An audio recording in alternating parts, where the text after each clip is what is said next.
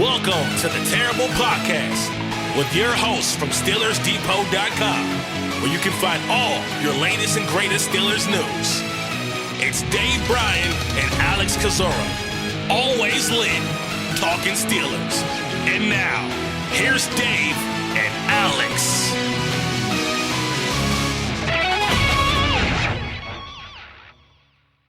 Welcome to the Terrible Podcast, Season 15, Episode 101. He's Dave Bryan. I'm Alex Kozora, SteelersDepot.com. Thanks for being back with us this Friday, Steelers Nation. David, is the final countdown to free agency. Legal tampering period beginning Monday at noon Eastern Time. New league year officially kicking off Wednesday at 4 p.m. Eastern Time. And hopefully getting questions or getting answers to our long-standing questions. In our last show, Dave, Wednesday was typical Terrible Podcast form, a really good discussion from you and I. And then about 20 minutes after the podcast wrapped up, a bunch of news came in, and so we're going to recap all the wide receiver news. We got some other local Pittsburgh Steelers news on Cole Holcomb to talk about today, so jam-packed show, really probably our last one before free agency kicks off. Yeah, happy Friday. Into the weekend we go, and starting to see things around the league obviously come through that you expect to see after the combine and in between the legal tampering period. Starting a couple of trades around the league and some new contracts and some tendering going on to some of these restricted and exclusive types. So we all that said, like you said, coming out of the other show, not long after we finished it, there was some more news to come out that kind of indirectly impacted the Pittsburgh Steelers. And yeah, wherever you want to start, I guess we can kind of start on Cole Holcomb and what happened there. It's very it's really over the years, and since I've been tracking contracts and salary cap, it's rare to see a player for the Steelers take a kind of a true haircut, a true salary cut. Obviously in the past we've seen restructures and stuff like that where you move money around for cap purposes, but it's very rare to see a player just flat out take a pay cut to stay with the team. And we had talked quite a bit about Cole Holcomb going into this offseason and the $6 million that he was scheduled to earn. I think it was a $4 million base and a $2 million roster bonus he was due, and how he's probably not going to be able to stay at that number overall. This is the same Cole Holcomb that agreed to include a split salary clause in his contract last year as he was rehabbing from that injury. And what that meant is, had he started the season on the reserve PUP list, he would have a partial, split salary per se, and that split salary would stay for as long as he was on the reserve PUP list. Well, he ended up staying on the reserve PUP list all throughout the regular season. They opened the 21-day window on him after the regular season had ended there or near the end of the regular season. He never made it back to the active roster, however, so he remained on that split salary all season. I believe, what was that number? 3.1 million. And that gave him time to try to rehab at a lower salary. Thankfully, he at least seemed healthy enough to come back. Had the Steelers moved on in the playoffs, they obviously didn't. Got a nice report from Omar Khan at the combine saying he could have helped us had we needed him. And now we fast forward into where we're at now. And the long and short of it is, it looks like, in every sense of the word, that Cole Holcomb took a $4 million dump cut in his salary. At least that's being reported. I think Over the Cap even changed their numbers this morning. I asked Joel Corey yesterday if the contract change had hit the NFLPA. It had not as of yesterday morning, but we're going to go under the assumption, at least until we learn some new information, that Cole Holcomb essentially took a $4 million pay cut to stay on this roster. His new base salary looks to be $2 million, and that's You really don't go much lower than that. I mean, his minimum base salary for his time in the league right now is what is it? I don't know, 2 million or something like that. So there it would have been 1.170 is the minimum that he can earn. So you're talking about what, $830,000 difference between where he is now and what a minimum base salary for him can be based on his credited season. So this was a move that kept him from being cut. I don't believe there's any guaranteed money in this moving forward, and now he'll have to prove the rest of the summer that he can play and attempt to make the 53-man roster overall. You're right. It's rare for a player to take a pay cut of this caliber, but it's also rare for a player to suffer the severe injury that Cole Holcomb did in that November 2023 game against the Tennessee Titans, colliding with then teammate safety Keanu Neal, missing the rest of 2023, missing all of 2024, getting back late in the season to practice, but never being activated and being part of the 53-man roster. So the question really, to me, Dave, becomes twofold.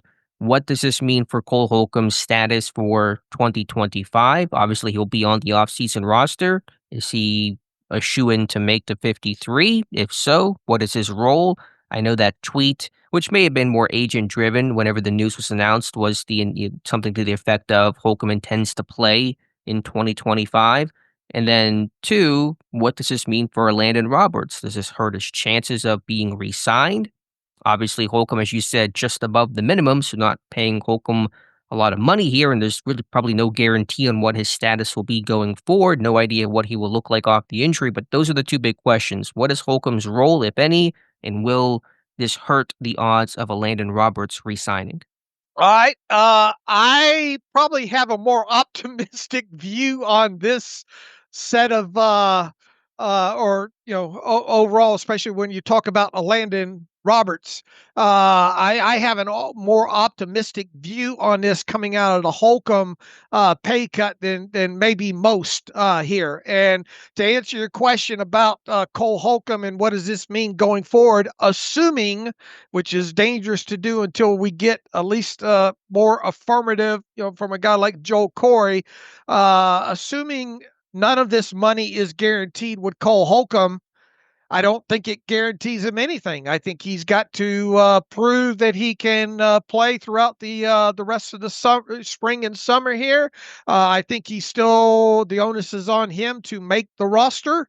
I don't think he's guaranteed anything at this point.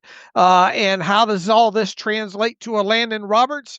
My thought on this matter was you can't have a guy, especially when you're negotiating with Landon Roberts, you can't have a guy like Cole Holcomb out there at a $6 million salary and expect to sign Landon Roberts cheaper than that, especially when Cole Holcomb hasn't played a down of football since midway through the 2023 season here. So I think this actually is a positive when it comes to negotiating with a guy like Landon Roberts. You can now go back to him and say, look, we're willing to pay you more than Cole Holcomb. You obviously have been healthy, have contributed to this team. I just think that negotiating with Landon Roberts would have been a lot tougher had you tried to do so with Cole Holcomb sitting there at a $6 million cash earnings for 2025. So I still like the prospects and am envisioning them getting something done with the Landon Roberts here over the course of the next, I don't know, of course, the new league year starts on Wednesday. So, at least through next Friday, I envision this team getting something done with the Landon Roberts and probably at a salary greater than that of Cole Holcomb. I will take the more pessimistic interpretation of this. While, yes, you make a good point about Holcomb's salary needing to be below what Roberts would command, Holcomb was never going to be kept at his base salary or the money that being owed to him of $6 million. The options were cut him or do what Pittsburgh did in a pay cut, reworking his contract. And so it takes two to tango in free agency. And so, yes, from the Steelers side, and certainly from my side still, I would love to have a Landon Roberts back to give myself as many options, as many quality off-ball linebackers as possible. If you're Roberts, though, you sit there and say, okay, Holcomb's not being cut, he's staying. And yes, you're right, I agree, nothing guaranteed, but there's certainly a scenario in which he's playing as that probably third inside linebacker as part of a three-man rotation between himself, Peyton Wilson, and Patrick Queen. And so where does a Landon Roberts fit into all of that? Could he get squeezed out? That certainly is a possible and plausible scenario. So if I'm Roberts, at the least, I'm now going to weigh my options and see what else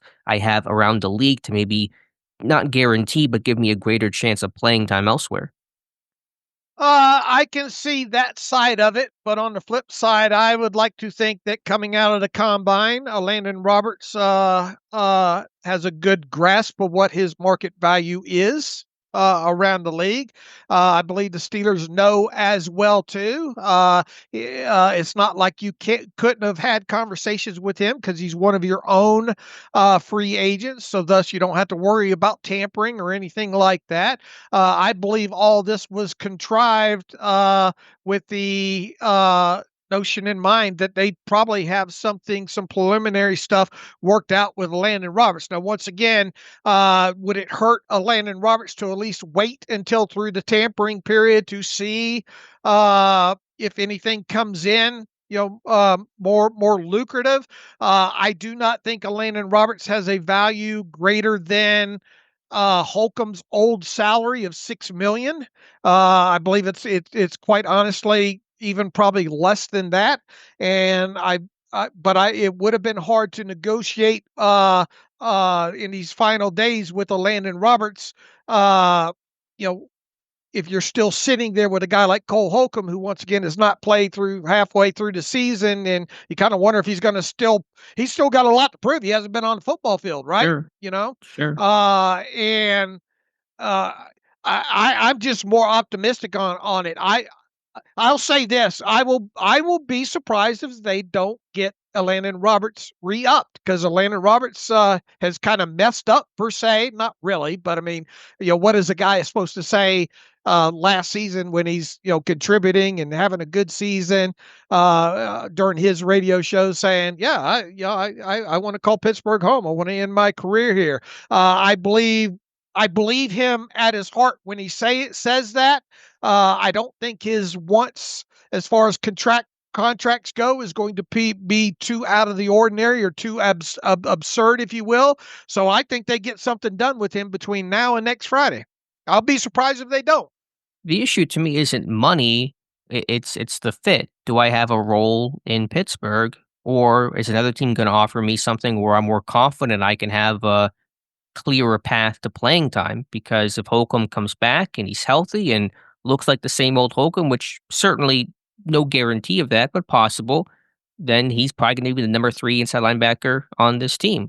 And that squeezes Roberts out of it. So, yeah, Roberts probably has a good idea of his market already, but if there is hypothetically a team out there, I think it's reasonable. Roberts had a good season. He's physical. He's intense. He's a run stuffer. There is value in that. If some team says, we want you to come in and be our base 3-4 linebacker and play 400 snaps this season, you might take that instead of the bit of uncertainty of, if I sign with Pittsburgh, what will be my role? Am I confident I'm going to get those 400 snaps with the Steelers? Maybe I will, like last year. Maybe I won't if Holcomb looks like the old Cole Holcomb. And that's the concern, where he may not come back. Okay. All right. If Cole Holcomb makes this team, I envision it as probably at least a 4 or number 5 linebacker, assuming Roberts is re-signed, and Cole Holcomb probably going to have to play some special teams, right? If Roberts is re-signed, yeah, I think optimistically, if you're Holcomb, you can be that number 3 inside linebacker, kind of assuming maybe in a sense the Roberts role. I don't know exactly, because, last year they did the rotation. Queen was the every down guy. Wilson played in nickel, and Roberts played in base. Now that shifted a little bit throughout the season, where Roberts was playing more nickel because he was stronger against the run. He was eating in the Peyton Wilson snaps, so that was kind of the general buckets each guy was placed into. Holcomb's a little more well-rounded. He's not that downhill run stuffer that Roberts is. So I don't know how all the pieces would fit, but I think if you're Holcomb, you're hoping you can at least be that number 3 and see defensive snaps. It's kind of funny how the different sides that were or kind of views that were on here.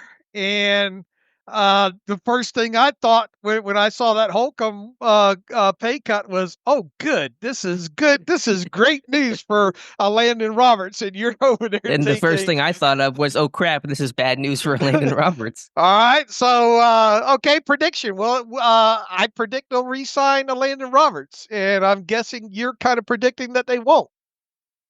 Well, in my prediction we talked about last time, and that was before the Holcomb news, because we were under the assumption that Holcomb was most likely to be cut. Certainly, we knew he could have been restructured again, but that was kind of our prevailing thought was he's going to get released because that salary was just untenable. So that's why I said, I thought Roberts would stay. Now, yeah, I'll play the other side, Dave. I'll stay consistent. I'll say he leaves. All right. My prevailing thought was Holcomb is he can't stay at that salary. Right, but the thought was the most likely course to remedy that was him being cut with a failed physical, I think was what you had floated. Right. Well, I mean, we knew once we got to Omar Khan that it probably the failed physical thing was probably out the door at that point. True, but cut either way, just not he couldn't play it. He couldn't be kept at that salary. Right, and that indeed, came to True. he's staying. And look, I mean, if you look at what displacement costs would be from cutting them outright, I mean, you're not saving all that much money overall, right? So why not? The only way he could have stayed was to take a cut down to $2 million, or the next step would have been, $800,000 less. And assuming that once again that there's no full guarantees involved with this $2 million base salary of his. He's just a place filler, and he's got to earn a roster spot now. So I looked at it more optimistic of thinking, oh yeah, good. They're able to retain the player. They did so at a much cheaper cost, and now they can makes a negotiation easier with the Landon Roberts.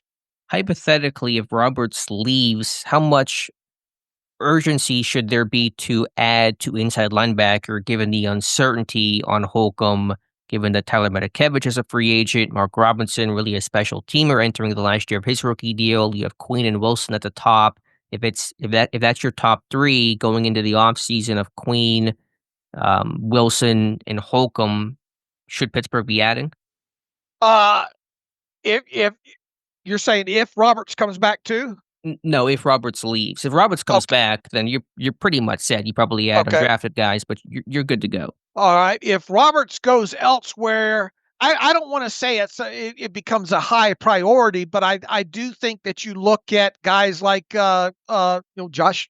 The timing of this is perfect too. He put up the Carson Bruner profile up on the site yesterday. There, this is a guy that's easy to connect the dots to the Steelers. I do think that you look at try to replace Roberts' style of play, downhill, physical guy, maybe can help you a little bit in coverage, smart guy that you can instantly insert in on special teams, a guy that would potentially upgrade over, say, a guy like Mark Robinson and all. So I do think that at least you look hard and heavy at some later round inside linebackers a little more so than you would if a Landon Roberts returns.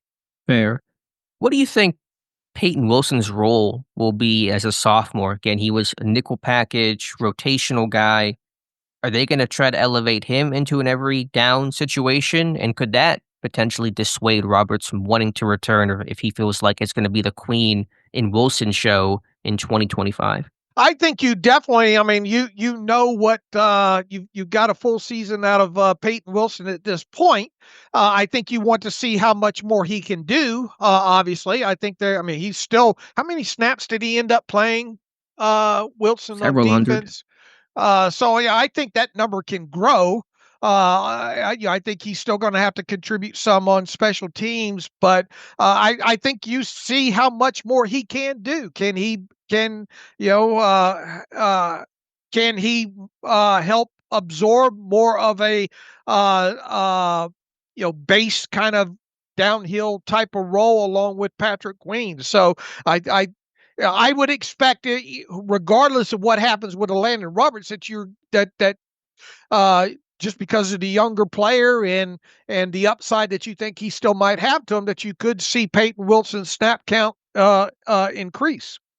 And that's reasonable. And I know I'm really hammering this point, but again, if you're Roberts and seeing all this, okay, Wilson's role may grow. Holcomb is being carried at least through, we'll say, the summer.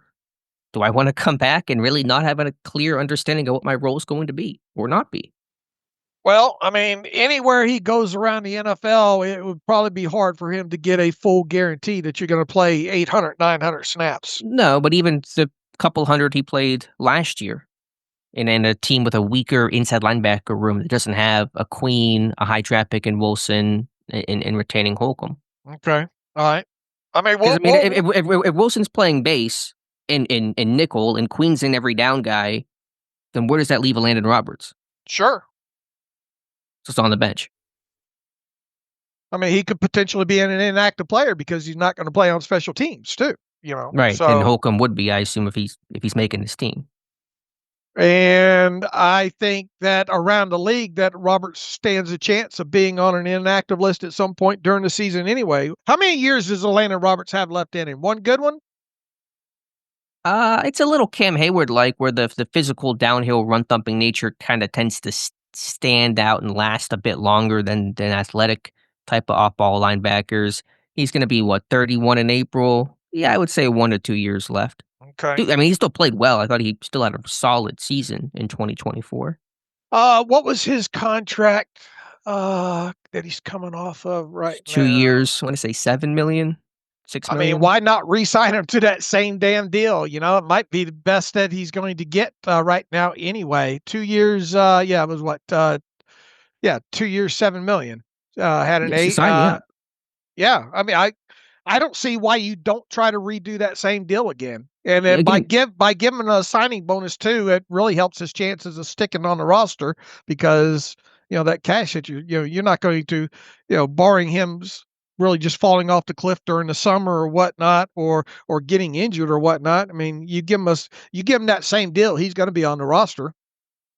Yeah, no, there's no question about that. Listen, I do not want to lose Landon Roberts for a team that needs to get better against the run, more physical. You don't want to lose the one guy who really embodies that. He's a great tone setter. Nobody blows up holding guards the way that Landon Roberts does. But that's the team perspective. Roberts' perspective is different of what's my situation, what is my playing time, what is my path to being out there look like. And, I think it's a muddier picture with Holcomb remaining in the fold. Can he find a team willing to give him, and let's say inflation and all, let's say this is a 2-year, $8 million contract. So $4 million APY. Is he going to, and $4 million in cash between signing bonus and base salary for 2025 to sign? Is he going to find another team willing to give him $4 or $5 million for 2025? I think whatever deal Pittsburgh would offer him, he could find elsewhere on the open market. Okay. So it all comes down to then, how much what he thinks his role is going to be, and how much he trusts and wants to play for the coach. And does Minnesota need inside linebackers? Could he reunite with Brian Flores? They were in New England. They were in Miami. Heck, they were in Pittsburgh when Flores coached the 1 year in Pittsburgh. What's the off-ball situation looking like in Minnesota right now? I haven't examined it, to be honest with you. Yeah, there's Van Ginkel, who's, I think, a hybrid edge off-ball type of a guy. So just one name that comes to mind as a potential alternative. Let's see. They've got Blake Cashman over there, right? Ivan Pace Jr. Is he going to start over either one of those two inside linebackers?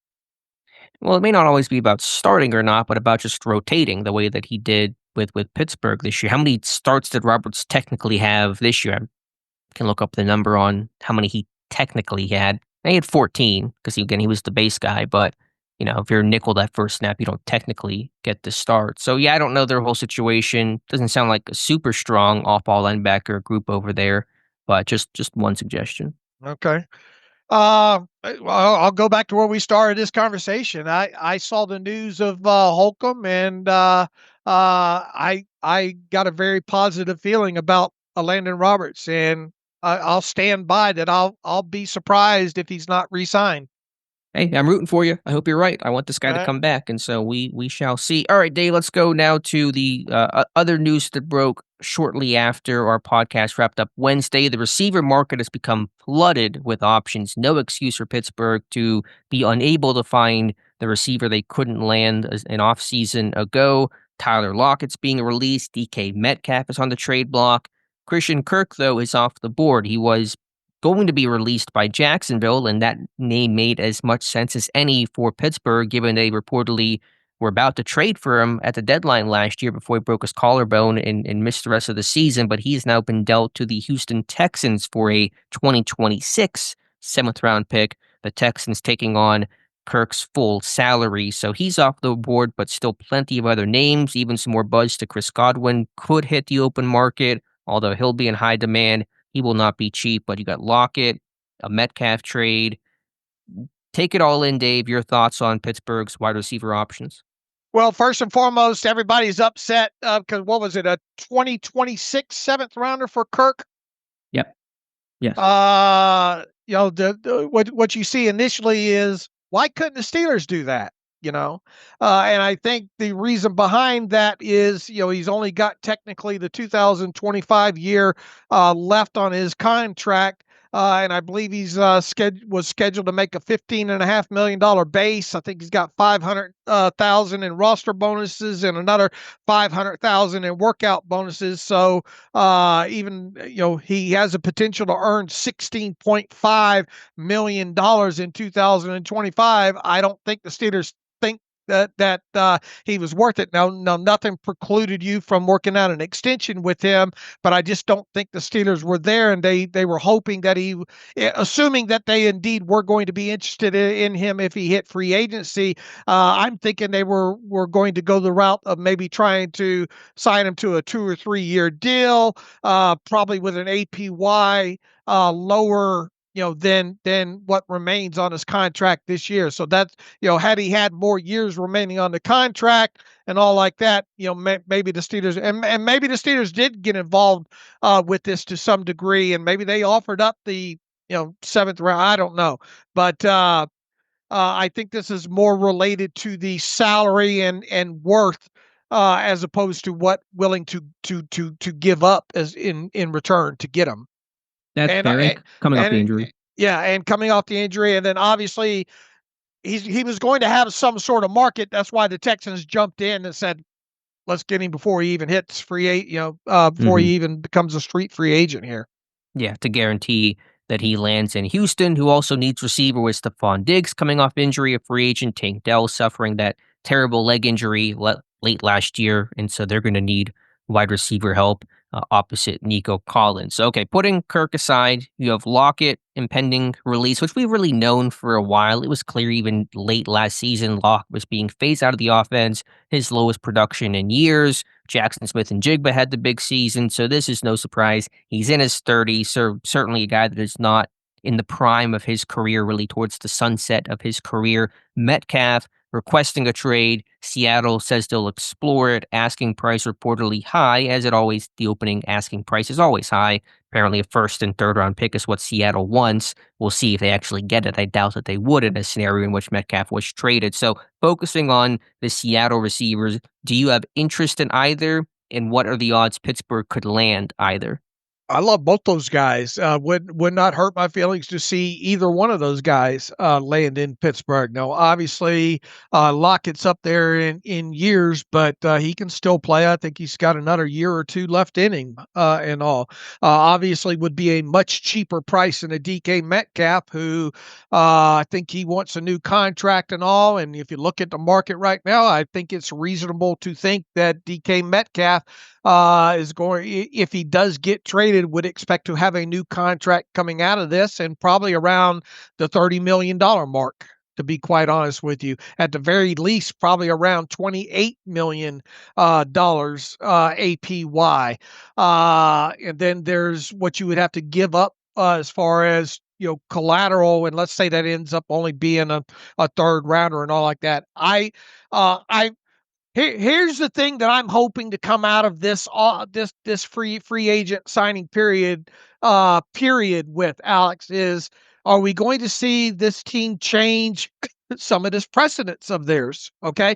And yeah, I get it. There was all the talk about the Brandon Ayuk thing last year, but fact of the matter is that never came to fruition. Insert player here that you thought the Steelers were going to trade for last year, and a guy like Ayuk, give him, 28 million, whatever.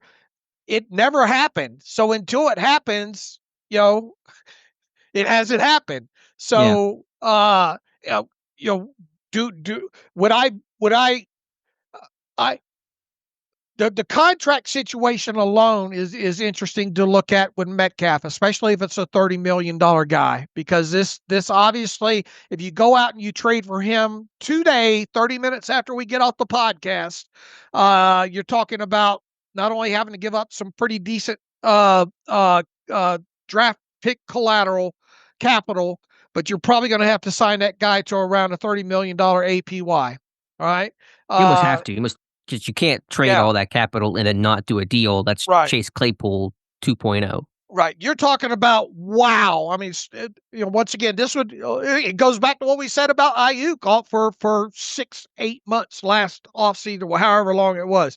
You're talking about a wow, stop the presses, breaking precedent kind of thing, to go out and do this, especially for a wide receiver, bring an outsider in with an APY that high. It would be a monumental shift in precedent for the team. So, do I think, in my heart of hearts, do I think they're going to go down the Metcalf road? No. Until they do, I have no reason to think that they will. Would I be on board to bring in a guy like DK Metcalf? Absolutely. But I think Metcalf's going to have a market out there. I can see him, with Pete Carroll, with the Raiders, especially if Russell Wilson goes that route. But on the flip side, if the Steelers decide on Russell Wilson to be their quarterback, we're still waiting for all the marbles to come out when it comes to that. If the Steelers were to go with Russell Wilson, specifically as their quarterback, why wouldn't you want to go out and give him a guy that he's got the relationship with? And that goes for Lockett as well too, because right after Lockett, the news broke about him, Russell Wilson was on Twitter talking about best toe tapper in the league. So obviously those two still have a relationship there. I think it's still, regardless, more likely of a guy like Lockett landing in Pittsburgh than I do Metcalf via trade. Sure, I think Metcalf is pretty pie in the sky. Would I want to see it happen? Obviously depends on compensation, exact contract details, but I'd certainly be interested. It just seems like that's not going to happen according to Mike Garafolo. The teams that are in on Metcalf are the Raiders, Packers, and Panthers. Certainly other teams could jump in. It's just not ironclad, still the opening discussions, and no trade may not be super imminent. Reportedly, Metcalf wants to go somewhere warm, which is not going to be Pittsburgh, and so I just don't think the reporting is making that sound likely. Lockett is certainly more plausible. Listen, I was a huge Lockett fan coming out of K-State. He's had a great career. I've always been a fan of his game. He might be more of that fallback option for me, where I'm going to look at the other first wave of names, maybe a Godwin, Darius Slayton, those types first, maybe Amari Cooper before Tyler Lockett, who is on the decline, not going to be a big yak threat. The speed probably isn't quite what it was, but certainly can fill a role as a number two, receiver in this run-heavy offense. And as you said, the relationship with Russ, should he return, which, we still don't know what's going to happen there. So all of that is just to say that I think Pittsburgh has a ton of options out here. I've said for weeks and months, Pittsburgh will add a veteran receiver. The options are as deep as I can remember in any one given offseason. Doesn't even consider other potential trade candidates, like, say, Cooper Kupp, although it sounds like no one's really in on Cooper Kupp right now. The market is really cool on him, understandably so. So, I think Pittsburgh will be adding a receiver of some sort by, say, I don't know, this time next week. I hope so, and I think there's a good chance you could see two veteran guys brought to that room at definitely more than veteran benefits salaries. Everybody listening to this should be disappointed if at least one's not brought in. I think there's a possibility of two being added to that room, and then and even on top of that, I still think there's a chance this team addresses a wide receiver position in the draft. We cannot have this same discussion that we had all last summer about wondering about what this wide receiver room is going to look like. Yeah, amen to that. Is there any one individual name you hope Pittsburgh pursues above all others that seems at least semi-realistic? I mean, Davante Adams can still play. I really am hoping if and look, we'll have to wait still another couple of days. Let's see what happens with Chris Godwin. Are the Bucks going to work? Are the Buccaneers going to work out something with him after pushing back his void date? We'll know that here in the next by the time the start of the new league year rolls around here. But even so, there was a report by a Patriots beat writer this morning thinking that injury and all, if Chris Godwin is still doesn't get anything worked out with the Buccaneers and hits free agency, that he's going to have a very, very strong market value. And that the Patriots might be interested in him and all like that. So let's assume Chris Godwin does not hit free agency, that the Bucks re-sign him, because that's the way my gut tells me that's going to end up right now. Okay. Davante Adams, and let's assume that they don't get involved with the DK Metcalf thing. I mean, a lot of assumptions here, but I think fairly safe overall assumptions, at least from where we sit right now. My hope would be that they go after a guy like Davante Adams. Would be I think my number one want from the way things are stacking up right now. I think if I had to list top two, I'll cheat on my own question. I'll say Davante Adams and Darius Slayton, and I'd probably put Adams above Slayton. It's just a better flat-out wide receiver. Right. More costly as well. He is older, of course, but just for the here and now, which is what I'm focused on, that should be the target. And I know there's reports about Adams wanting to go out west, and maybe he does, but money talks, opportunity talks, and so there is no guarantee those things could come together. So Adams, Slayton to me with Kirk off the board. Not that I was like super interested in Kirk to begin with, but with him officially no longer an option, it's Adams 1, Slayton 2 for me. I'm fine with that. I'm absolutely fine, and it would not hurt my feelings. They got both those guys in the fold. But those guys. Here's the thing, though. Unless this floods a little bit more today, or before free agency starts, the list can join. The Steelers better act quick. That's all I'm. Well, they got to sign a quarterback first. They can't really sign a receiver, I don't think, until they get the quarterback situation settled. Because once you get past Adams, and let's assume, and Cooper Kupp's probably going to be cut, right? Yeah, there's no trade market. The Rams have basically said that, like, we're trying to find a trade partner. It means no one is interested, so it sounds like a cut is where this thing's headed. All right, so next, I mean, Adams is obviously on the street now, as is Tyler Lockett, out on the street right now as street free agents. Those guys can both sign with any team right now they want to. If we assume Chris Godwin does not make it to market and the Steelers don't get involved with DK Metcalf, where does that and Kupp does get cut? It feels like the top three that the Steelers should be going after would be in the order of Davante Adams, Darius Slayton, and then Cooper Kupp. And then who's after that? Does Amari Cooper become the fourth name on that list then?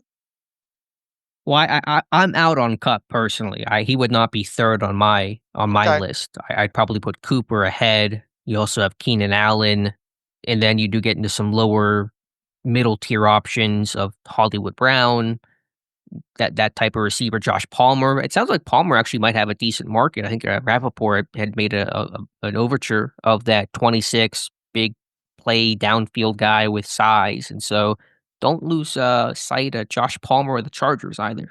Okay, does that get you really excited though? Well, he's not the name the other guys are, but I think he's a capable receiver. He can be a number two in this run-heavy offense. So it's not going to be as exciting as, say, Davante Adams. But if they went out and signed Josh Palmer to be the number two, I'm okay with that. All right, and then obviously back to potentially trading for Brandon Ayuk. I don't know how realistic that is, but do you really want to throw the kind of cash at that guy coming off of that injury right now and trade capital?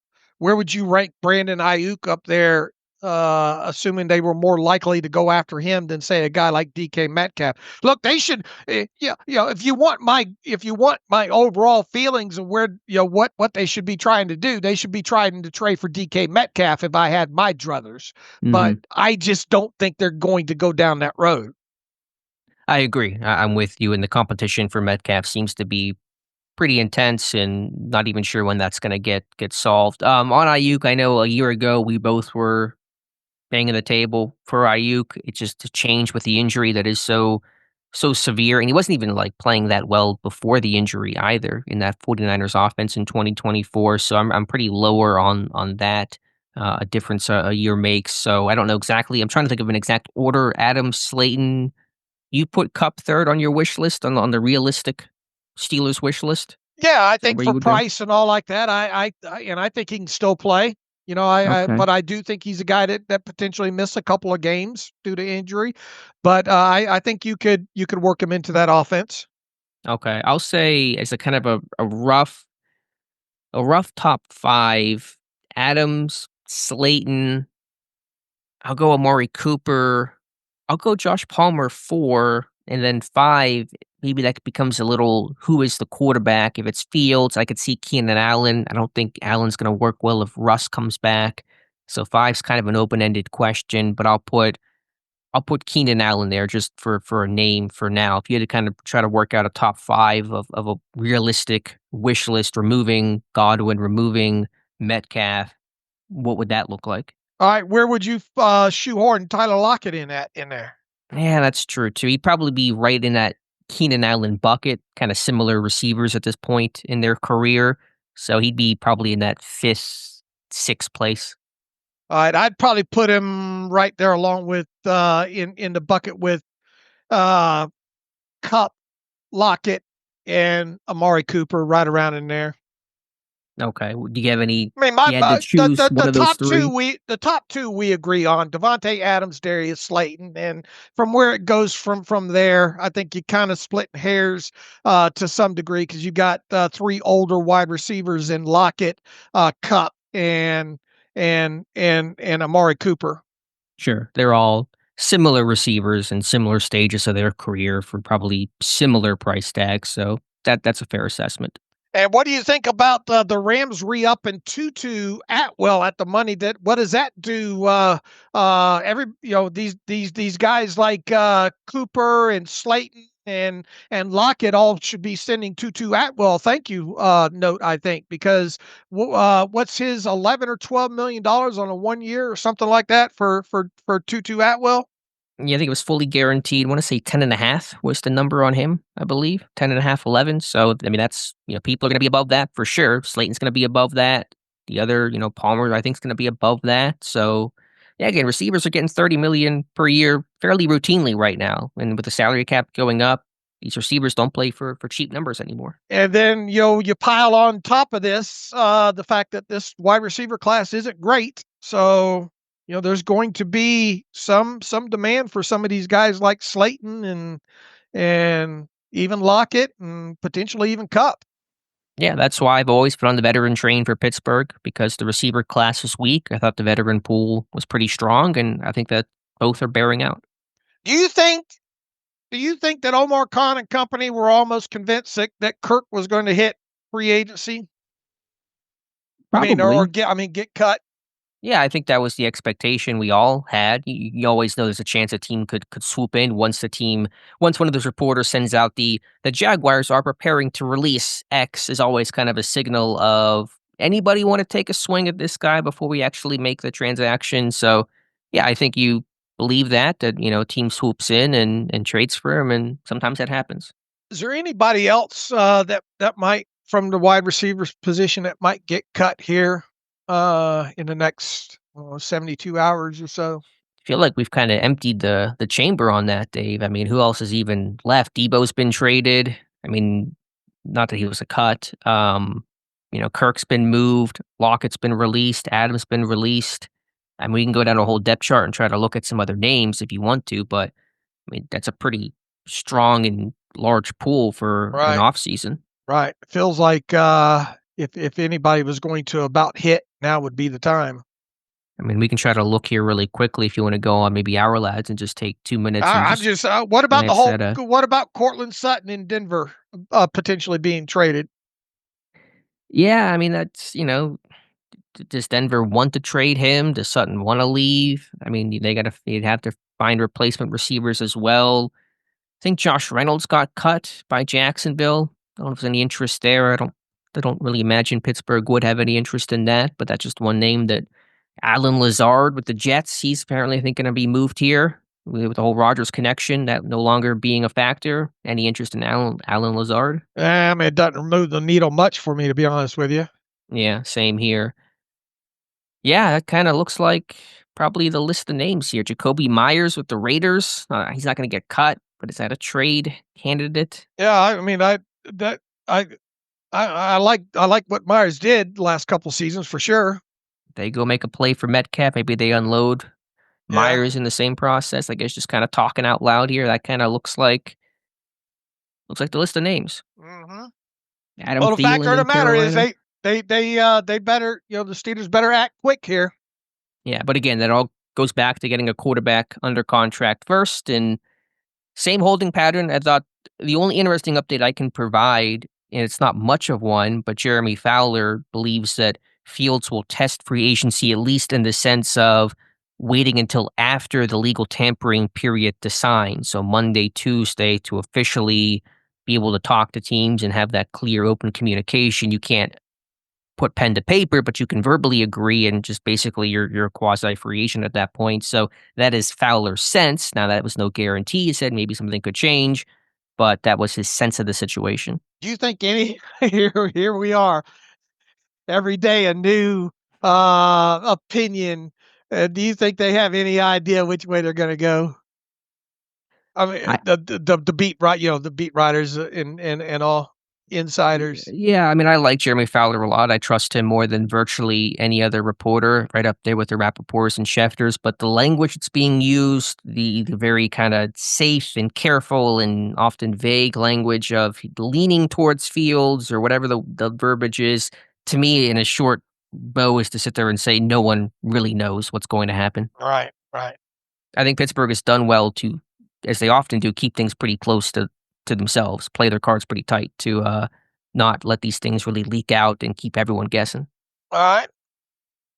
All right, Dave, where to from here? TJ Watt's price has gone up since our last episode, and one of the pieces of news that broke shortly after Wednesday's show was the Raiders' Max Crosby getting a record-setting deal, resetting the defensive end pass rush market, jumping Joey Bosa at $35 million, maybe change per season. And so it's going to be the year of edge rushers getting paid, Dave, of maybe Trey Hendrickson, who's requested and received a trade opportunity out of Cincinnati, 1 year left on his deal with Myles Garrett. That whole situation's getting uglier by the minute. Of course, Micah Parsons in Dallas and TJ Watt in Pittsburgh. That price tag's going to get pretty expensive, and frankly, it already has with Crosby getting his new deal. Well, first and foremost, if you're a Steelers fan, indirect exciting news is that there's a decent chance now that both Myles Garrett and Trey Hendrickson might move out of the AFC North. And here's to hoping they go to the NFC on top of it there. And Myles Garrett's evidently requested a meeting with the Browns owner, and he said, let Andrew Berry handle it. That's not going to go over real well. He's talking about potentially sitting out games if they don't move him. That's not a good situation for Cleveland to be in. And like I said, they better be on the horn, at least answering phone calls at this point when it comes to him. Trey Hendrickson, now it feels like he's going to be all but gone at some point there. And both those guys, wherever they land, are going to get new contracts. So we've talked about both those guys, and the Steelers hopefully need to try to beat those guys to the altar there with TJ Watt. They did not beat Max Crosby to the altar, and good for the Raiders. This is a smart move by the Raiders from every aspect of it. They beat all these edge rushers to the market here, and they did so with a contract that really in the end plays more heavily in their favor. Pro Football Talk released the details of it, I think, yesterday.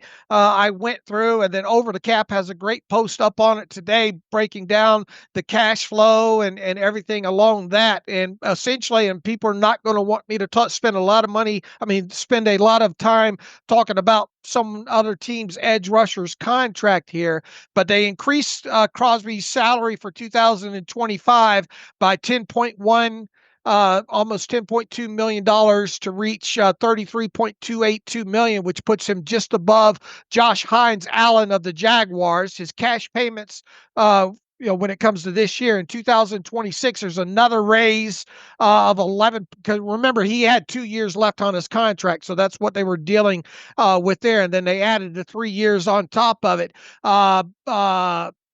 He is now in 2-year total of $64.064 million. Now surpasses Chris Jones of the Chiefs, $63.95 million. And then in year 3, now they did fully guarantee the first 2 years that he, of this deal, of this new deal, which weren't previously guaranteed. Both those years are now fully guaranteed. There's no signing bonus involved in this either. These are just cash salary type deals here for them on that. So and it's rare to kind of see those type of deals, but there's no signing bonus involved in here, and they only had to increase his, like I said, his cash in these next 2 years by an average of like $10.5 million overall. And then they've essentially guaranteed year 3 of the deal. I don't think it's fully guaranteed, but I think that vest is fully guaranteed next offseason there. And they've got his cash total slightly above Chris Jones as far as that goes. They're at $93.846 million overall. So they were smart within this. They did not have in other words, they could still, after the first couple of years of this thing, if Crosby wanted to be dealt, and assuming they don't have to do a restructure or anything like that, they could still technically, move on from Max Crosby if they needed to.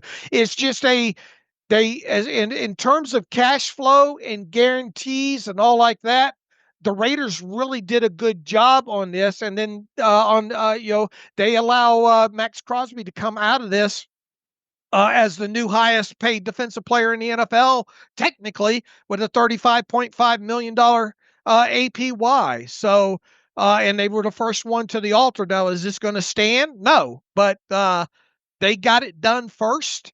Crosby's happy right now, and it's a smart contract for the way they structured this overall. So kudos to them. So what does this mean for TJ Watt? Well, the next rung up as far as APY is probably $36 million. And, will the Steelers beat Myles Garrett? Who's the Cowboys? Micah Parsons. Micah Parsons, and now Trey Hendrickson. Got to not forget about him. This thing's slowly but surely getting closer to the $40 million mark. And when it comes to TJ Watt and cash flows, or any of these guys, edge rushers right now, they're all going to be looking at this cash flow and looking to surpass in each of these years a guy like Chris Jones and Max Crosby. So, we talked about, how soon might the Steelers get TJ Watt done? Well, they're already one player behind now at this point. Now, look, I will listen to everybody's arguments right now, and we've got some, I think, in the email machine and some in the posts that we have, several posts that we've written about TJ Watt, saying, I wouldn't, people saying, no way do I give TJ Watt that kind of money. I let him play out his contract and see where it goes from there, and yada, yada. It's all fine and good if that's going to be your viewpoint here. All right. But the fact of the matter is, what is the Steelers likely to do? We could get a fund together for everybody and put up billboards around town in Pittsburgh saying, don't extend TJ Watt. But what's going to happen here, Alex? They're going to extend TJ Watt. So we should be talking about the best way to do that. It is the best way to spend their energy. Right. And once again, I get some of the the opinions of people saying there's no way I do that. They shouldn't do that. They ought to be careful here. Bad business, yada yada. Okay. I'll listen to these arguments. I can see where people are coming from within all this, but the fact of the matter is that this team's got to spend cash. The fact of the matter is this team doesn't have a lot of players under contract to spend cash on right now. They like TJ Watt. You could think of worse people to spend cash on, and TJ Watt is going to be expecting to be paid, probably the highest paid player in the NFL come whenever that deal gets done. So it needs to be because of Pittsburgh's precedent. Right. And, the Omar Khan came out and said, he's a legacy player. We want him to be here. We don't see an instance where he's not, and something's going to get done, whether it be 30 minutes we get off of this podcast or before week 1 of the regular season. So it's not a matter of if, it's a matter of when. And everybody's just going to have to learn how to get happy in the same pair of pants that they got mad in. And there are far worse moves to make than extending TJ Watt, still a premier pass rusher, one of the best defensive players in football. So I have no issue with it. I understand the argument to the other side, but as you said, they're going to do it. So let's talk about the best way to do it. And the best way to do it is to do it as soon as possible. That Crosby deal, Dave, in 4 or 5 months, going to look real cheap compared to other guys like Garrett, like Parsons, Hendrickson, and Watt himself. So the sooner you can pay good players, the better, because the longer you wait, the more costly it becomes. And, Pittsburgh knows the landscape. They know the edge rushers that are out there about to get paid or wanting to get paid. And yeah, we don't know exactly when the Cowboys will do something with Parsons. We have no idea when resolution will come on Myles Garrett, but these things could happen at literally any moment, and Pittsburgh would be behind because of that. So if I'm Omar Khan, if I'm Cole Marco, if I'm the organization, I'm offering that, a long-term deal to Watt at $36 million per year, same structure as the last contract in terms of, fully guaranteed years, all that kind of stuff. And I'm hoping Watt signs it immediately. And that's because we accept the fact that this is going to get done. It's more fruitful for us to have a conversation, a 20-minute conversation about a Landon Roberts future at potentially $3, $4, $5 million per season than it is to have a 30-minute conversation about why TJ Watt should not maybe not get extended and become the highest earning edge rusher in the NFL. Right. And again, just to recap, the reason why you want to get it done early, because Watt's going to be the highest paid player, pass rusher, whenever he signs, is because Pittsburgh only does guaranteed money past year 1 in 2 cases, 1 for quarterbacks and 2 for players at the top of the market. So even if there was a world in which Watt would take a little bit less, would not want to become the highest paid pass rusher, that's going to break Pittsburgh's precedent, which then that becomes an open door for all the other future contracts they do. So they really need Watt to be the highest paid player at his position to be consistent with that, which means really wanting to get this deal done before Garrett, before Micah Parsons. The only issue is, Dave, I'm sure TJ Watt's agent is very aware of that as well, and he probably would sit there and say, I'm okay with waiting this one out and letting my price tag go up. Sure. That's the concern. Yeah. I mean, we could get into a situation the way it was with Watt the last time, Right, which he didn't sign. But that was because of the whole, I think, just contract back and forth of Pittsburgh having to break that precedent and that whole dance, and Kevin Colbert typically taking a long time to do these things. Now, really, it should be easy, I think, to structure the contract. There's really, to me, not a lot of barriers like there probably were last time. I agree. And, the longer you wait, we'll see it this way. It's going to get done. So it's just now how quickly, can you get it done? What do you think about J.J. Watt on Pat McAfee saying they should have done it last year and something to the effect of hometown discount? I think that needs context added to it, all of that. Well, yeah, J.J. Watt had said, he made the point that we made up, pay players as soon as possible. Watt, J.J. said on the Pat McAfee show they should have extended T.J. Watt before the 2024 season, and maybe there would have been a hometown discount for that. The issue, which I'm sure you'll dive into, Dave, is Pittsburgh does not do those deals 2 years out. Yeah, I think more. I'm interested in the hometown discount aspect. I think that was more in line of you could get them early at a much discount, to top whatever. Well, I mean, you still were going to be trying to top the number of uh, Nick Bosa Bosa. and or Chris Jones if you're going to be the highest paid defensive player in the NFL, right? So, I mean, you just would have beat everybody to the punch by, definitely would have beat Crosby and all like that. So I'm not envisioning Watt, TJ Watt, taking under market, taking less than Bosa had they done it last offseason. Right. And Pittsburgh probably, again, does not want that to happen because then that precedent changes for non-top of the market guys. Right. And, just non-core, you break the seal when it comes to that. You're opening up.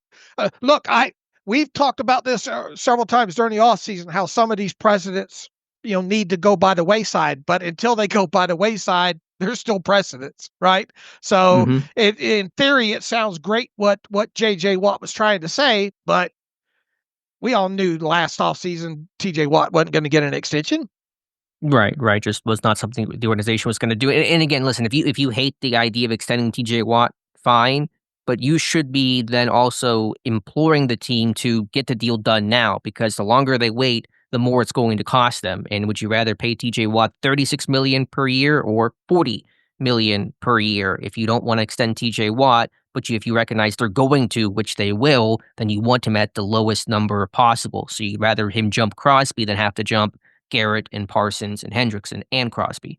Right. Now, going back to the Steelers, us talking about Mike Tomlin coming out of the season and his future and yada, yada.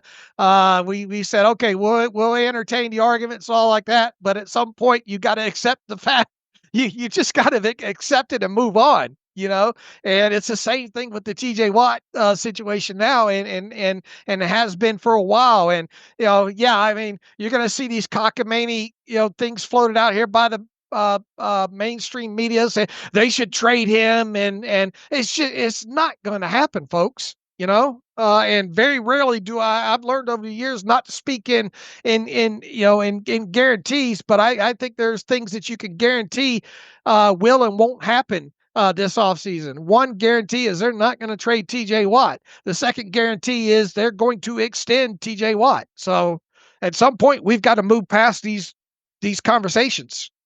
Plus, they have to spend the cash. And who better to spend it on than TJ Watt? Right. All right.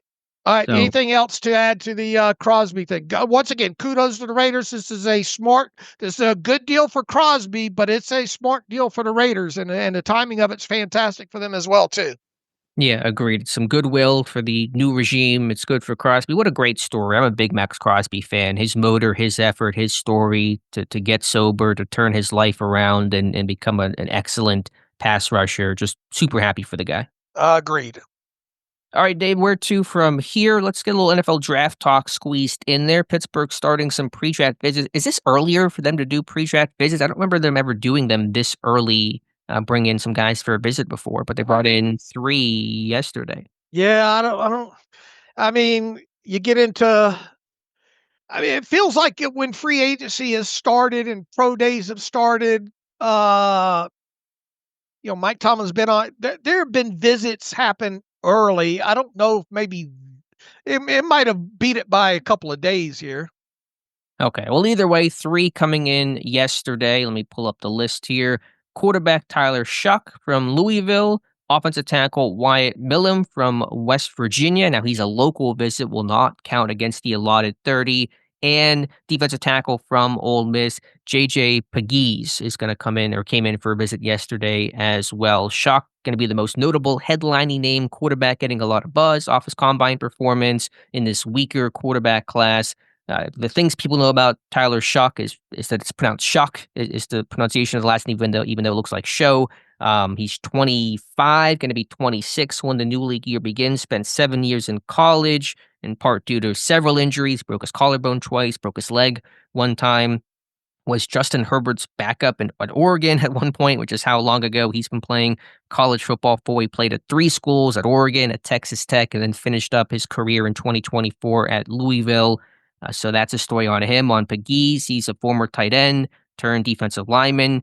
He didn't have as good a combine workout as I thought he would, but a good athlete. Had 7 rushing touchdowns for Ole Miss this year. Was a short yardage, fullback, tight end type of a guy, and so that makes him an interesting prospect. Agreed. And the most notable, as you said, being the quarterback in Shough. I think there are several where there's smoke, there is fire situations when it comes to here. First and foremost, I think the Steelers are open to looking at maybe a quarterback at drafting at some point in this draft. I think that's one takeaway from this. And I think the other kind of plays into what Louis Riddick reported. Did we cover that the other day about what he had to say about Shough and Arthur Smith and all? We didn't. That may have come out after our last podcast too. But yeah, interesting comment from Riddick, who said he spoke to Arthur Smith at the combine about Tyler Shough, and then ended the quote on the show he was on by saying, "Keep an eye on it."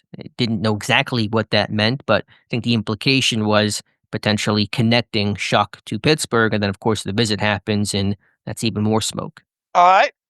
So do you agree with both those sentiments that there's smoke not only with the player himself, but with the position?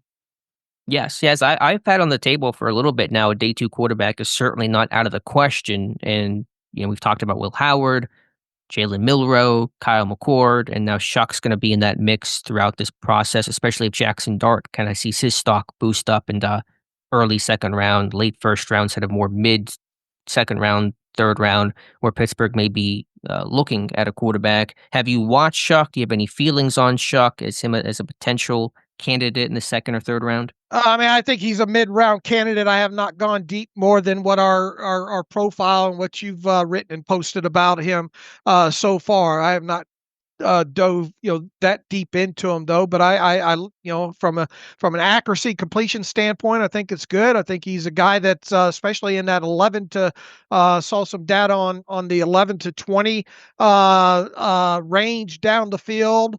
He's obviously got his warts. He's not going to be, I don't think, a top 3 quarterback in this year's class. He could be the number 4 potentially off the board though. I think he might be in the running for that. And there are the concerns about the age and how much time he spent in college and all like that. But I could see the Steelers being attracted to him as a mid-round candidate. I don't think he will be the only quarterback that they bring in for a pre-draft visit either. Sure, I think they're going to show interest at the position, no doubt. With the age, because that is the number one thing that gets discussed about Tyler Shough. Here's where I come in on that. The age itself is not a concern. It's not like a running back or some sort of athlete where he becomes 30 and you're worried about him falling off quarterbacks and playing into their 30s. And so that alone is not a concerning point. The concerning point to me is twofold. A, why is he 25 years old? Why did he spend 7 years in college? It was because he kept getting hurt and was medically hardshipped and redshirted because of the 2 broken collarbones, because of the broken leg. And so there's a pretty lengthy medical history with Tyler Shough. Now, they sound pretty freak things, but 2 broken collarbones, that's, you're getting a pattern there. The other thing I look at as well, if you're a 25-year-old, basically adult in college playing against a bunch of 20-year-olds who aren't even, their brains have not even fully developed yet, you kind of have a natural leg up because you're more experienced, you're just older, you're more mature. And so does that make you look better on tape because you're just simply a more mature, almost pro-ready guy than playing against some 19-year-old cornerback out there who's got freshman, sophomore in college? And so does that give Shough the advantage and make his tape look better where he won't have that advantage once he's in the NFL with a bunch of other grown adults? Right. In other words, is what you see is what you get at this point too. And right. Is there much ceiling left in him? Now, the tape was good. I think the ball jumps off his arm on the short intermediate throws. Deep ball hangs a little bit, but you see certainly a lot of velocity on anything basically 20 yards or in. He can make throws off his back foot. Thought he was largely accurate, more traditional pocket passer, worked under center, effective off of play action, some athleticism enough, I think, certainly to get you by. I think the biggest concern I had with his game even was not the injuries, was not the age. To me, he did not anticipate as a passer as often as he'll need to at the NFL level. I think things were late. I think he throwed guys when they were open. He wasn't reading. You got to be a real good anticipatory thrower at the NFL level. It's kind of my issue with Jackson Dart as well from Old Miss, but at least he played in a system that didn't really require that. Shough played in a more pro-style offense, and so that to me is kind of the concern. I like Tyler Shough. He's similar to Will Howard, who I'm high on as well, and so they're pretty cut from a similar cloth. So I do like Shough. I like him more than Jalen Milroe. I like him more than Jackson Dart. And so it's not like I dislike the guy, but I do think that those are the couple of concerns with this game. Right. And with as much ball as he's played and time he spent in college, you'd think the anticipatory aspect of his game, what it is what it is probably at this point. Yeah, I mean, He's probably more backup quality with spot starter status, at least initially entering the NFL. Entering the NFL, yeah, he's probably not ready to start day one. I mean, there's kind of a contradiction because he's older and he's been in college football a lot, but he hasn't thrown a ton of. How many pass attempts did he throw for in college because of all the injuries, all the time he got limited for? 951. I mean, I wonder how many did Will Howard have? Not even 1,000. Yeah, how many did Will Howard have? Just to kind of give a comparison as to kind of think similar makeup type of quarterbacks. Howard had 1,200, even though he's spent 5 years in college and is 22 years old or however old Will Howard is, and so it's kind of there's just a lot there. But I think Shough seems like a good leader. We saw him at the combine, super charismatic, running the 40. I dug into his background quite a bit. I think he does have good leadership skills. He had a crazy situation as a senior in high school where his whole coaching staff, there was some hazing incident. His head coach got removed. His AD got fired, and he still led that team to a playoff run. Kind of a really adverse situation and circumstances. So there's a lot to like about the kid himself, or really not the kid, the adult, given he's 25. I like him, don't love him, but we'll see. I think he'll be on Pittsburgh's radar in that second, third round mix. That early? Yeah, I think he's going to be second. If you're number 4 quarterback, and you're going to have Sanders and Ward in the first round, what point will that 4th quarterback come off the board? It's probably by the 3rd round. Okay. I kind of view him as a 3rd round guy. So, but I mean, obviously the quarterback position gets inflated and all like that. Okay, the West Virginia kid. It's he was he's going to be a guard at the NFL level, right? What's his arm length? I didn't get. Let me get measurables on him. 32, or was it? With Millam, it was 32 and an eighth. Okay, so yeah, looking more guard like on that. He's tall at 6'6", but he played. What did he play in college? 24 starts at left tackle, 8 at right tackle. Like you said, probably more likely to kick inside. A little bit tall, though, to kick inside the guard, so we'll see how that transition fits. Of course, teammates with Zach Frazier at West Virginia. Our Ross McCorkle wrote the report on him. Let me just kind of read the concluding remarks. Compared him to Luke Gadecki from Tampa Bay, gave him a 3rd-round grade, so pretty high grade on that. Pro-ready body with good strength and solid enough athleticism. Lack of arm length and change of direction probably makes him a better fit for guard, but that is more of a projection with virtually zero experience there throughout his football life until the Senior Bowl. And so that was McCorkle's, just reading his report there. So a projection candidate, but it feels like he has the tools to play inside and played some guard in Mobile as well for teams to get a look of how that looks there. All right, Pegues a little bit undersized from a height standpoint from what the Steelers look at 6'2.5", 309. He's got a same arm length, 32.5. Did not test as well as many thought he might at the combine. Yeah, I thought he would have a much better combine workout than he did. I'm not sure maybe there's any circumstances behind it, but he's a good athlete on tape. I do wonder kind of the scheme fit in Pittsburgh, not really the prototypical size, a little more getting in that kind of Leal type of territory, but interesting prospect with a pretty unique background. All right, and let's see. Today's Friday. Probably no visitors on a Friday, right? Probably not with free agency this close. So yeah, probably going to table those visits for a little bit, maybe not even next week because of free agency being pretty busy. Pro days today, we got a couple of notable pro days. Washington State and Wisconsin has a pro day, and so that we'll see if anyone's. I assume somebody at Wisconsin. I said the last show that I assumed somebody would be at Purdue. Turns out the only team to not be at Purdue's workout pro day was the Pittsburgh Steelers, which is super rare for them to not to be the lone man out. Now, I guess it kind of makes sense because they really only have one draftable prospect in Marcus Bowe, the lineman, who I don't think is going to be on Pittsburgh's radar, talented as he is, top 50 guy. I don't think Pittsburgh will draft that high. There really is no one else draftable probably from Purdue, so it's not the biggest crime in the world for them to not show up. But it was interesting where every other team showed up but Pittsburgh. Yeah, it's rare to come across those for sure. Yesterday, too, was Illinois State, and I did not see – I don't think they put a video out, but I'm a small school, obviously. Today's going to be interesting to scour a couple of these pro days later today when the videos, hopefully, and pictures come out. And we did not see anybody at the Miami of Ohio pro day. And what was the other one? Was it Ball State? Ball State, Miami, Ohio, correct. Okay, all right. And so then Washington. We'll be looking, and yeah. we'll be looking at these couple today. And Washington State has the receiver Kyle Williams, who's got a really interesting. No, is that him that has the special teams background, or is that Ricky White? I'm always getting those two mixed up in my head. I know White does for sure. Okay, White's the one out of UNLV that blocked all those punts. Yeah, that's what I'm thinking of. Okay, so I take that back. But there is a draftable receiver Washington State has in Kyle Williams. We'll see if maybe a Mark Bruner makes an appearance here. That's kind of his territory. All right. What else do we have to get to today?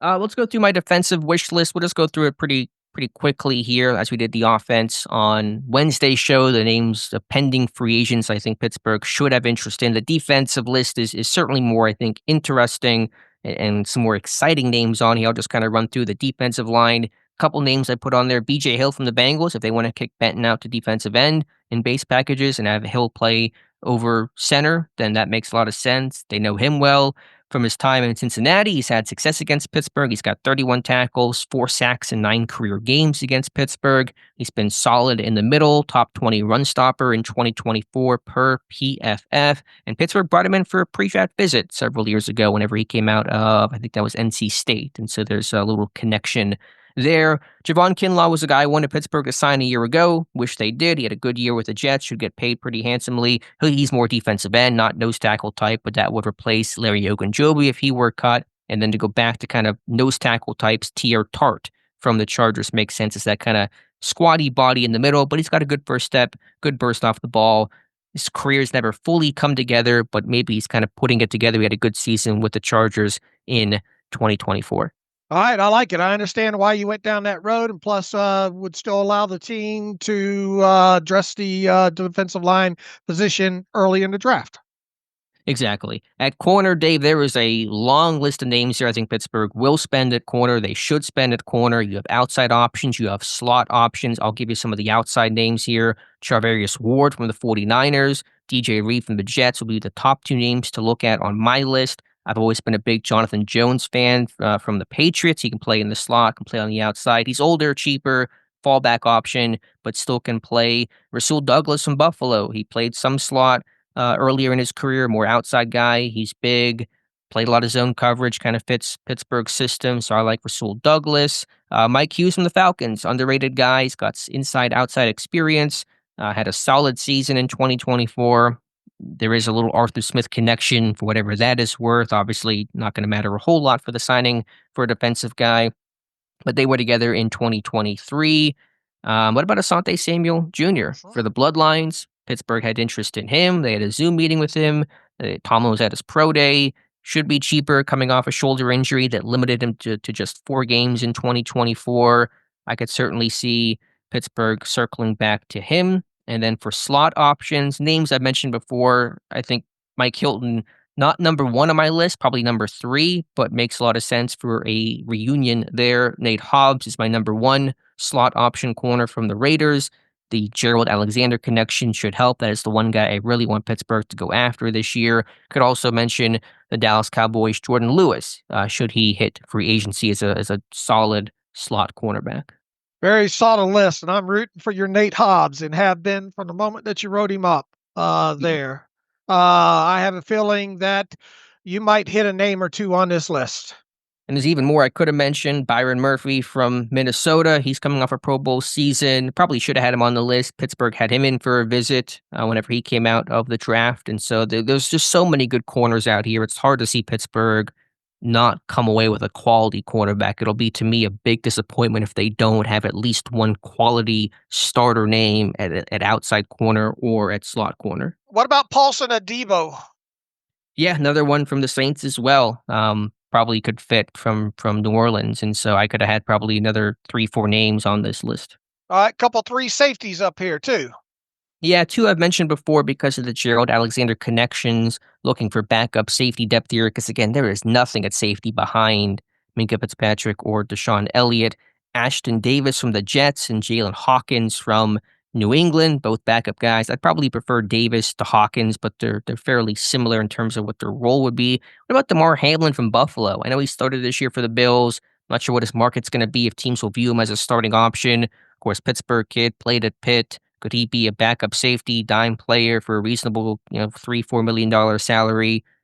It's an obvious connection point to make, but one still worth making. All right, I like the list. Good job researching it, writing it up. Very thorough there. I think you're going to hit a couple of those names on that one. We'll see. And I should also mention for slot corner, I looked over his name, Avonte Maddox from the Eagles. He was a good tackler, Pitt kid, and just a potential fallback option at slot corner. All right, Dave, any final free agent thoughts? By the time we do our next show, we may have more clarity on who's getting signed, re-signed, who's leaving, what outsiders are Pittsburgh pursuing and signing. So any final words here? Well, I think, same place where I'm at, where needs are in free agency for this team to address. I would, and it'll be interesting to see what happens with a guy like Larry Ogunjobi in these final hours, whether or not he's cut. Same with Cordell Patterson, see what happens with him. This team only has like a little over 45,000 in dead money right now, and all that comes from 4 undrafted free agents. So it's an incredibly low amount of dead money for this team for this time of year right now. So obviously watching that as far as positional needs out of the chute via trades or free agency or what have you. We've spent a lot of time talking about wide receiver. We expect them to be active there. Corner, potentially, and maybe one outside, one inside. Backup safety of some sort, I think is reasonable. And defensive linemen, as you have, 3 of them on your list as well too. So I would think those would be kind of the 4 primary spots, along with maybe a re-signing or 2 or 3. We're still waiting to find out what potentially what a tender on Warren will be. Will they work out a deal with? You're seeing a couple of things that was notable yesterday on the transaction wire, or at least on Twitter, was the fact that a few of these restricted free agents around the league are getting deals other than tenders with their team. So will the Steelers be able to do the same with Warren? We expect the 2 exclusive rights free agent tenders to surface here over the course of the next several days in Ryan McCollum and Jeremiah Moon.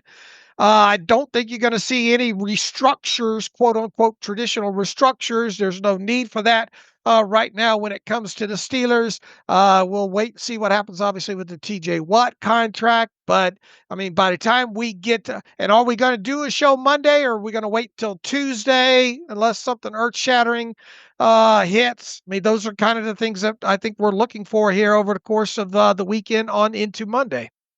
Yeah, from a programming note, I think what we'll do is unless like big news breaks, like obviously quarterback news on Russ or Fields, we may wait until Tuesday to do a show to let the day 1 of the legal tampering period take place and maybe give us some more to talk about in terms of re-signings and potential outside additions.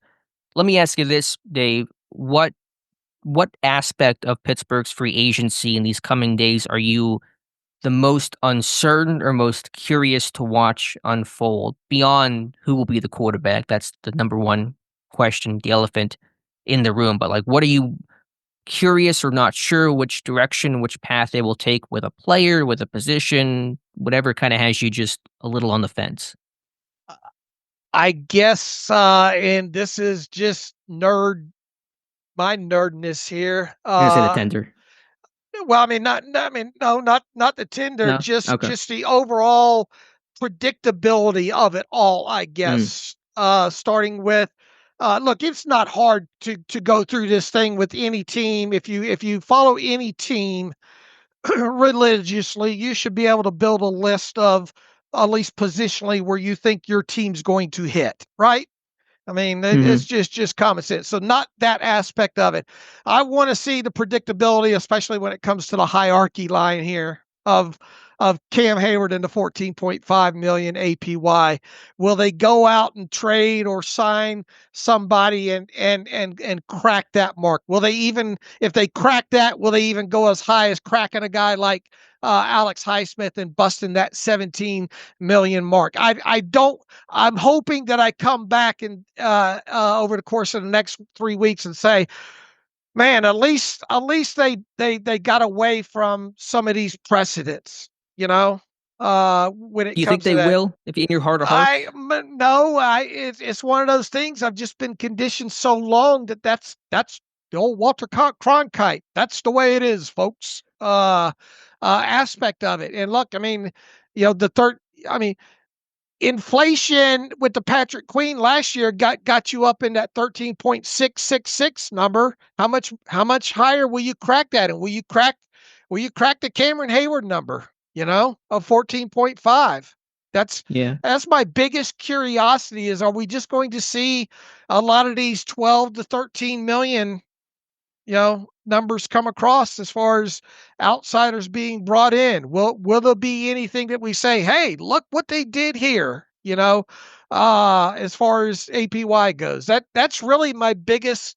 And once again, that's to the masses, that probably doesn't mean nothing, but it means something to me.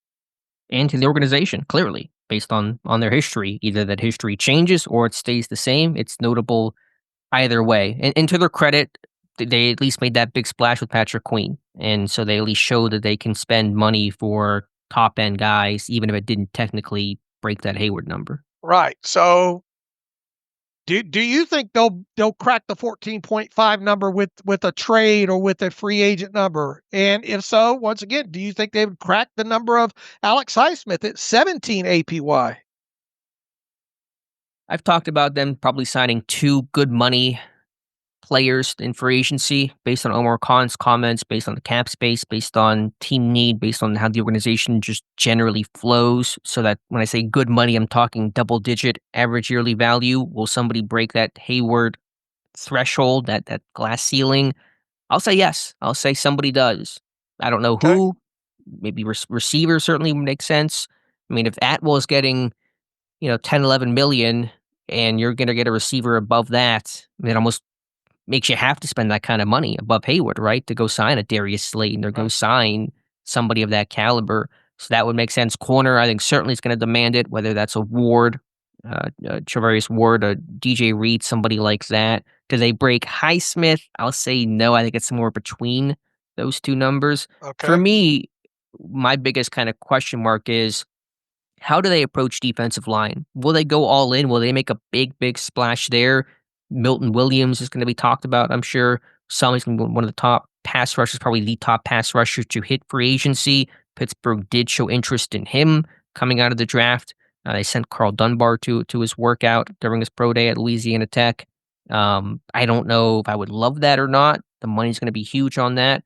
Do they go more middle tier with, say, a Kinlaw, maybe a BJ Hill? Do they look more nose tackle? Do they look more defensive end? Do they cut Ogunjobi? You have a really strong defensive line draft class, and so do you feel like you have to spend big in free agency when you can spend big in draft capital sense in the draft? I'm just kind of torn on how they're going to approach D-line. I think they're going to add a good money receiver, a good money corner. D-line to me kind of feels like they're going to do something in free agency. I'm just not quite sure how splashy it's going to be. And then the whole Landon Roberts thing too, I guess, is another thing we'll be watching. Yeah, from the internal standpoint, I think in terms of their own free agents, again, putting quarterback aside, Roberts might be the most interesting name to watch because I don't know who else would really qualify, right? I mean, we think Harris, we're going to watch Harris, but we're all kind of believing he's going to leave. Right. Where he goes will be interesting. I think where Dan Moore goes will be interesting too. I really haven't looked at where he'll sign, but he's going to sign somewhere, obviously. What news? The Commanders are releasing Jonathan Allen. So he was been on the trade block for a week or two. They couldn't find a trade partner. So again, talk about D-line help. He's in his 30s, coming Not off great an injury. against the run either. No, I hadn't really thought about exactly his strengths and weaknesses, but I know he played only 8 games last year. Don't think he even played against Pittsburgh. I think he got hurt before the Steelers game. So, but another name that I'm sure is not going to be mentioned, would Pittsburgh pursue? Probably older, but, they could. Hargrave's going to officially be released Wednesday, I think, right? Start of the new league year. He'll be officially cut. Obviously, there's connections there to Pittsburgh. So we'll see what happens there, too. All right. I think we've cut, we're just waiting to fill in the blanks on a lot of this now. Yeah, been waiting a long time, and hopefully we'll get our answers here pretty quickly. All right, Dave, anything else? If not, we can get to some reader emails and close out today's show. All right, we'll start with Charles M. here. What writes in, I would argue there are many reasons for the front office to not extend TJ Watt. First, they don't need to lower his salary cap number this year. They have plenty of cap room. Second, they can utilize the franchise tag next year, and he will actually play at a lower salary cap number in 2026 than 2025, he says. The next 2 years will be his aged 31 and 32 season. Edge rushers lose their effectiveness faster than other positions as they age. Joey Bosa, though that's another bit of news that we didn't talk about, was the Chargers cutting Nick Bosa, but that I think a lot of people. Joey Bosa. The writing was on the wall there. Mm-hmm. He says, I would rather spend cash cap in 2025 on a quarterback and a high-end wide receiver, high-end cornerback, and nose tackle, all while knowing you can keep TJ Watt for 2 years without any extension this summer. Charles, as we said during the conversation of this, open to understanding why we are getting this pushback and the alternate views. We opened up the floor for that to you on this, but I don't think you're going to. I think all this is going to be wasted internet ink. And I would say Pittsburgh can still certainly spend on quarterback, on receiver, on cornerback, and extend TJ Watt. You said that could even lower his cap number this year, right? If you extend out TJ Watt. And I certainly, obviously, as anyone ages into your 30s, regression increases, but are edge rushers more prone to falling off a cliff than other positions? I truthfully have no idea. I've never seen a study that would indicate that. Obviously, there's been pass rushers that have played at a high level for a long time. I think about Bruce Smith and those types of guys that are high-end guys, but TJ Watt is a high-end guy himself. Yeah, and then some will say, did that pushback already happen late last season, with him, but look, this team has to spend cash. This team spends cash on legacy players like this. So all of this is a moot point. You just hope that you can get 2 or 3 at least more great seasons out of him. How many years would an extension for Watt be? 3 years? Like how many new years on an extension would happen in August? With the size of the signing bonus that it's probably going to take, it's going to be at least, I think, 3 more years, if not 4. So you can extend the signing bonus out for 5 years. Okay, so we're looking at any kind of parameters at $36 million on a 4-year extension, $144 million. Does that sound right? Well, I mean, you're talking about the new money plus the money that he's owed now. So, I mean, if you're looking just at the new year, so you're talking, if it was 36 million times 4 new years on this thing, you're talking 144 million as it stands right now, and you're probably looking at what, 100 million through the first through 100 million total cash through 2027. Because you're probably going to have to top that 90 whatever million number that Crosby's at there, and you're probably looking at what was the cash? What did I say the cash was just this year alone? I mean, you're going to have to top all the cash aspects by year for the first 3 years of what Crosby just did, I think. So, I think 144 million for the 4 new years plus the old year as things stick right now. What is his old year right now is 21. 28 and a half. Oh, okay. No, that's his cap number. You got to look at the total cash, which is 21. So, what did I say? 144 plus 21. So 100. Oh God, public math here on the internet. Plus 21, 165. Yeah, and that's Okay. if you get it done right now. I mean, you could be looking at 170. I'm going to be a total hypocrite here, Dave. Just talk hypotheticals of what would you do as opposed to what the team would do. What if Myles Garrett just gets a stupid contract for Cleveland to keep him around of like $41 million per year? I know that sounds insane, but maybe that's the way that Garrett convinces himself to stay and wipe his tears with $100 bills. Is there any Or point? $100 bill. Is there any point with your TJ Watt you sit there and say, "Man, we can't top that. We gotta figure out something else." If you're TJ Watt? No, if you're the team, if you're TJ Watt, you're like, "Hey, yeah, get paid, guys. Go crazy." You got to pay the tax. I think you just gotta bite. You gotta lick your wounds and pay the tax.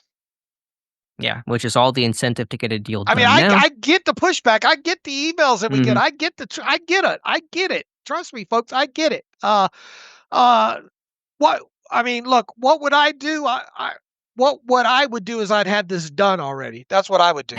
That's fair. But again, if you're Watts camp, you sit there and say, "I'm going to wait because I know I'm going to get paid a whole lot more, and I'm going to just wait until August." I would have come out of the offseason before Crosby hit the table, and if it took guaranteeing the first 3 years of the deal to get it done, I would have got it done. I would have broken precedent all the way around there. Just get it done, get it behind me. I have to spend the cash anyway. Who else am I going to spend the cash on? This sizable amount of cash over the course of the next 2 years anyway. On top of it there. So the difference here of what I would have done with what was I would have had the deal done by now. Yeah, that's a fair critique of the organization. Let's see here. Chris Warren, we saw significant regression in defensive backfield the latter half of 2024. I'm still not sure whether we should attribute this to coaching injuries and inability to get a good pass rush or injuries, but could it be that Patrick Queen just isn't comfortable wearing the green dot? There would be no shame in that, seeing as though TJ Watt was not comfortable in that role. As it stands, we have a crowded inside linebacker room, and I'm wondering if the Steelers' decision to bring back Cole Holcomb was partially due to his proven success wearing the green dot. What do you guys think? The decision with Cole Holcomb was about the money and see if he can still play moving forward. And yes, it does roll into it that it's good to have a good, smart player that can wear the green dot in that. But I don't think this was anything related to, at least I'm not viewing it, and we'll see what happens with Roberts, of a situation where Cole Holcomb's on the field wearing the green dot and Patrick Queen's not. Same. I mean, I know they've gone years without a true every down off-ball linebacker, but if you didn't give it to Queen, then who gets it and how do they rotate because no one else is playing all situations? So there's a fair concern, and that was the conversation in Baltimore whenever Queen played his best ball. When Roquan Smith came over, it might have been less about having a talent like Smith next to him, but Smith assumed the green dot duties, and that freed up Patrick Queen. I think all players obviously play freer and faster when they can focus on their job and aren't that true leader in communication. But Queen's going to have to just make it work because he's the guy. They paid him the money. He's the every down guy. And hopefully having a full year in Pittsburgh system will help him digest things and become a better, more effective communicator.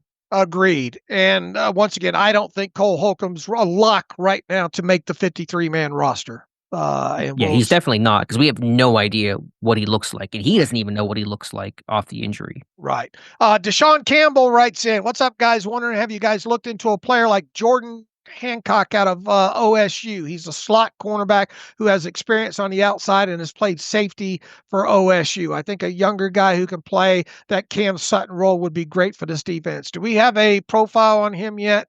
I don't remember. I am checking now. I believe we do. Let me Do we? double check though and pull it up. We got a ton of reports up on the site. We got so many that I'm behind going through them. Yeah, no, actually, we do not. We have maybe some other, just a couple of notes on him, but we do not have an official report. And I don't believe, unless I'm spelling his name wrong. It's Hancock, Hancock, out of Ohio State. Yeah, Was not he was not a Shrine or a Senior Bowl guy either. 6 foot and 1/8, 195, 30 and 3/4 inch arms. He's already behind the ball. When it comes to the arm length, did not do anything at the combine, so he's going to be a guy to watch at the Ohio State pro day and us learn a little bit more about. I have not watched him. Yeah, I haven't either, but we'll get a report, I'm sure, up on him here soon. All right, thank you for the email, Deshaun. Let me see if we can fit in maybe one more here. Bill writes in on the Fields contract. Hopefully he's signed it. You can ignore this, but referencing Alex's article, what is the downside for Pittsburgh to sign a 2-year deal, like 2 years, 15 million with 15 guaranteed? So 15 million in year 1 and 35 million in year 2. If he proves himself, he will be with 35 million. If he doesn't, it's a 1-year deal. Seems like a win-win. I understand a structure like that. It would definitely be a win if the Steelers did something like that. I just don't view that as a very favorable deal for Fields, to be quite honest with you. What is the part of the deal that's not favorable in your opinion? I mean, it's basically a 1-year, $15 million deal. But I guess it solves the issue of, if he plays well, then he's not going to be underpaid in the second year of his contract. Right. But it just, to me, I get the thought, and I'm all for being creative. Just those type of deals just don't get structured that way, right? Especially you just don't see with a Pittsburgh, contract yeah. with like this crazy second year base salary that kind of balloons up. So yeah, I mean, would I do it if I'm Pittsburgh? I might structure it that way. I think it would entice Fields, but it just doesn't feel like something that's likely to occur. I mean, because you're talking not even 50% of the deal. I mean, not even 30. Let's see.